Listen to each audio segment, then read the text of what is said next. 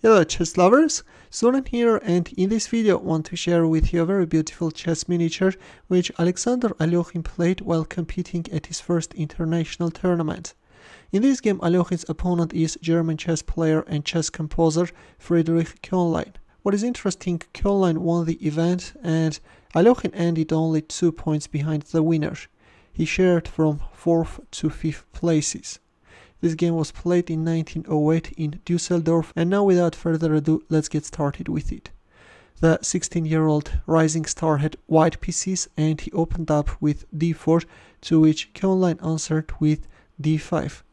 Knight f3, e6, e3, knight f6, bishop d3, knight bd7, knight bd2. So white is setting up the so-called Colle system, which unlike many openings does not require huge theoretical knowledge. Usually in this opening white is then playing c3, strengthening the d4 square, also is opening up this diagonal, later can reinforce the bishop with a queen, and then is going for a breakthrough with e4. But the interesting thing is that after bishop d6, instead of losing time on c3, white went for a direct e4 move. D takes e4, knight takes e4, after which we see the exchange of knights on e4. Suddenly white got a very active bishop on e4, which can be very useful when organizing the kingside attack. Here black castled kingside, bishop g5, queen e8. Well, if bishop e7, then this time white can play h4. In the game queen e8 was played, and only in here white castled kingside. f5.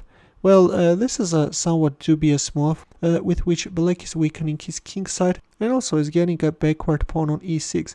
That's why, in order to get rid of that weakness once white's light squared bishop retreated, black played e5, but this is not good. After this move, white is managing to gain advantage. Playing h6 and then b6 and proceeding with the queenside development is better, although yes, still the pawn on e6 is placed awkwardly. Instead, in the game we see e5, and now let's see what's the problem with it. Here Alekhine captured on e5, and after knight takes e5 played rook e1. Black played queen h5, but this is not good and is losing. Capturing on f3 with a check and breaking up the pin is better. In this case black can put a tougher resistance. Of course white stands much better, but this is a better line than the one which we see in our game. In our game queen h5 was played, and now let's see what's the problem with it. If you wish, you can pause the video and try to find the winning line for white, and meanwhile I'm proceeding with the game. In here Alekhine played knight takes e5 and queen takes g5 by Koehnlein, which is a forced move, otherwise black is just losing a piece. Here comes bishop c4 check, and suddenly we see how bad were f5 followed by e5. Black weakened this diagonal and now will pay a very high price for it. King h8, and another heavy blow by Alekhine. In case you have missed the upcoming move, please find that move. That is just a majestic move. I can even give you a hint. We're going to exploit the back rank weakness.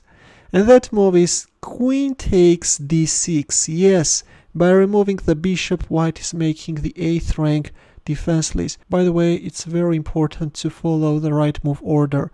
Otherwise, if you hurry and play knight f7 check, then after rook takes f7, if queen takes d6, then black has this bishop d7 move, and black is managing to put a tough resistance. That's why in the game we see queen takes d6.